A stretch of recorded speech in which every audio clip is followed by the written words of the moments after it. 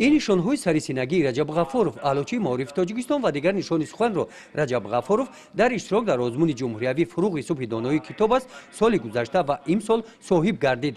بعد بازگشت از شهر دوشنبه تأثیرات‌هایش را در مؤسسه تحصیلات میانه عمومی رقم 13 ناحیه واسه که اینجا آموزگار فن زبان و ادبیات میباشد و شاگردان اعضایان محفل نوقلمان نقل میکند. در آزمون معلم رجب در نامیناسیون شاعری شرکت ورزیده سزاوار جای افتخاری گردیده است. رجب غفورov مؤلف 7 مجموعه شعرها میباشد. نوشته هایش زیر عنوان صبح راسا، صدای دل، موج زحل، موضوعهای وطن، مادر و طبیعت را در بر میگیرد. کلانترین داستان نوشته او مادر طبیعت نام داشته زیاده از 10,000 بیت را در بر میگیرد. در آزمون رجب پره آن را قرائت نموده است. سزاوار تحسین داوران گردید.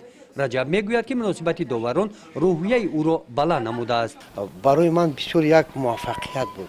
این یک انقلابی معنوی بود. من در تمام قشر جامعه این با بار دیگر نشون داد که نه تنها برای ما مثلا آموزگاران صاحب تجربه که چندین سال مثلا در کسب آموزگاری مثلا چی میکنیم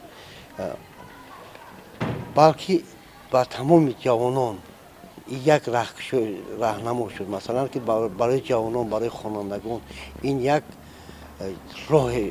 راهی را شد که آنها مثلا این را در موفقیت و در زندگی آنها را مثلا موفق می‌گرداند. رجب غفورov در عائله آموزگار به وایه رسیده است. این کتابخانه از پدر میراث مانده. اینجا زیاده از 500 کتاب موجود است. رجب فرزندانش را هم در روحیه احترام به کتاب و کتابخانه تربیت نموده است. فرزندان از چنین پدر افتخار دارند. یک راهی ایدئالی یگانه زندگی من خود پدر من است. همین است که من همین راه علم و دانش و تحصیلات را قرار دارم بگذار ما نیز مثل پدر باشیم.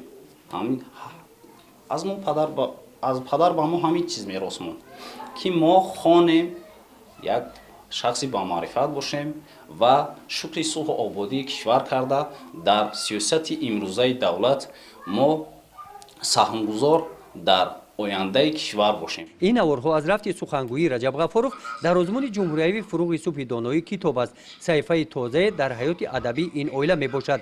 آن را در این عائله ده ها مراتب تماشا کردند. رجب و شاگردان او مقصد دارند که امسال آمادگی باز هم جدی‌تر دیده در آزمون نوبتی جایهای نمایان را اشغال نمایند. گزارش خواجه نظریف خدای نظر ظهورov از ناحیه واسه برای برنامه اطلاعاتی نوید.